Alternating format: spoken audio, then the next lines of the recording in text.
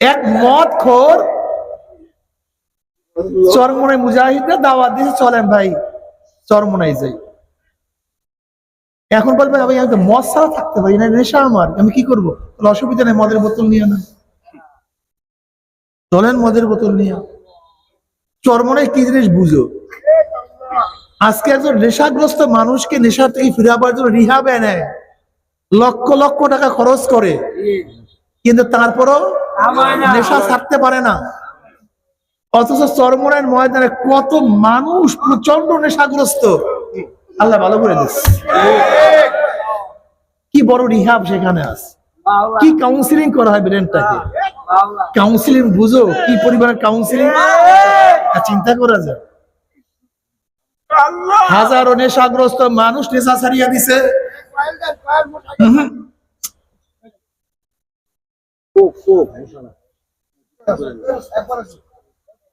চলো মদের বোতল নিয়ে চলো। ওই ব্যক্তি মদের বোতল নিয়ে লঞ্চের মধ্যে উঠছে, এখন দেখে সব জায়গায় মুসল্লি কোন জায়গায় মদ পান করবে, সব জায়গায় জাকিরিনা জিকির করতে আছে। এখন ব্যক্তি চিন্তা করতে, আল্লাহর কসম করে বলতেছে ঘটনা, মিথ্যা কথা না কিন্তু সত্য কথা করে বলতে। এখন ওই ব্যক্তি চিন্তা করতে, ঠিক আছে আজকে বাদ দেন, রাত্রে ঠিক আছে কালকে দিনে গিয়া পান করব। রাত্রে তো পারে নাই, সব জায়গায় লঞ্চের মধ্যে জিকির আজকার, তো পাগলেও জিকির আজকারের মধ্যে বাস আলা বিজিক্রিল্লাহি তাতমাইন্নুল কুলুব।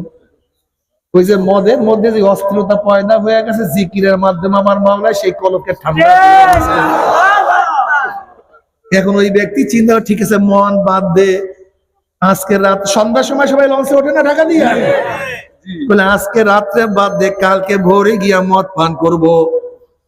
ফজরের পরে গিয়া, ফজরের আগেই তো লঞ্চ ভিড়ছে, সবাই নামছে, এদিকে আজান হয়ে গেছে, আজানের টাইম হয়ে গেছে, সবাই নামাজের জন্য ব্যস্ত। ওই ব্যক্তি আর কি করবে, সবাই যেহেতু নামাজ পড়ে, ওই ব্যক্তি নামাজের জন্য তৈয়ার হয়ে গেছে। ফজরের পরে বয়ান শুরু হয়ে গেছে, কোন সময় মদ করবে, মদ পান করবে। ওই মাওলা নেশার মধ্যে মত্ত হয়ে গেছে, জিকিরের মধ্যে মত্ত হয়ে গেছে, বয়ানের মধ্যে মত্ত হয়ে গেছে।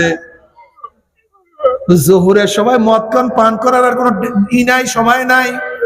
ওইদিকে আবার আসরের নামাজ, আবার মাগরিবের সময় চলে আসছে। পাগল আস্তে আস্তে মদের কথা ভুলিয়া যাইতে আছে। প্রথম দিন আর মদ পান করতে পারে নাই, দ্বিতীয় দিন পান করার সুযোগ নাই, তৃতীয় দিন আর পান করতে পারে নাই। এইবার পাগল চিন্তা করতে আছে, যেহেতু 3 দিনই মদ পান করিয়া না পারছি, তাহলে আর কান করবো কেন? আল্লাহর কি কৃষ্ণা, সেই ব্যক্তি নিজের হাতে সমস্ত মদের বোতলগুলো ভাঙ্গিয়া চুরমার করে। এরকম একটা দুইটা ঘটনা না, বহুত ঘটনা আমাদের কাছে জানা আছে। যেরকম সাহাবায়ে কেরাম রিদওয়ানুল্লাহি তাআলা আজমাইন যখনই মদ হারাম হওয়ার কথা ঘোষণা করছে, যার কাছে যেই মদ ছিল সব ঢালিয়া দিছে, আর মদ পান করবো না। এর জন্য আমি অনেক সময় বলি, এক গাঁজা করে আমাকে বলতে আছে, হুজুর ইসলামে হুকুমাত হইলে আমার গাঁজার অবস্থাটা, আমি তো নেশাগ্রস্ত মানুষ। আমি তাকে বললাম, বাবা তুমি কি মসজিদে গিয়ে গাঁজা সেবন করতে পারো? না। ওকে কেন? হুজুর মসজিদে কি গাঁজা সেবন করার পরিবেশ আছে? পরিবেশ নেই, পরিবেশ নেই, এর জন্য পারি না। আমি বললাম ইসলামে হুকুমাত হইলে গোটা বাংলাদেশটাই মসজিদের পরিবেশ হয়েছে, তুমি নিজেই পারবে না, তোমার কোনো সমস্যা নেই, কোনো টেনশন নেই, তুমি ভয় পেও না। আমি অনেক সময় উদাহরণস্বরূপ বলি, এই মাজলিসের মধ্যে একজনও লোক নাই যারা বিড়ি খায়, কথা কয় না, একজনও নাই। এখন খান না কেন? একবার মনে চাইছে, নিষেধ করছি, কেউ বাধা দিছে, বিড়ির বিরুদ্ধে বয়ান করছি, কেন খান না? আপনার একবার মনে পড়ছে, একবার মনেও তো পড়ে, তার মানে কি পরিবেশ নেই। আজকে বাংলাদেশের অবস্থা খারাপ কেন? হ্যাঁ কি খারাপ? আজকে আপনার আমার ছেলে কেন গাঁজা ধরছে, তো কোনোদিন গাঁজা সেবন করিয়া জন্ম নেয় নাই। আপনার আমার সন্তান কেন বিড়ি ধরছিল, বিড়ি পান করিয়া জন্ম নেয় নাই। আপনার আমার সন্তান কেন মদ পান করে, তো মদের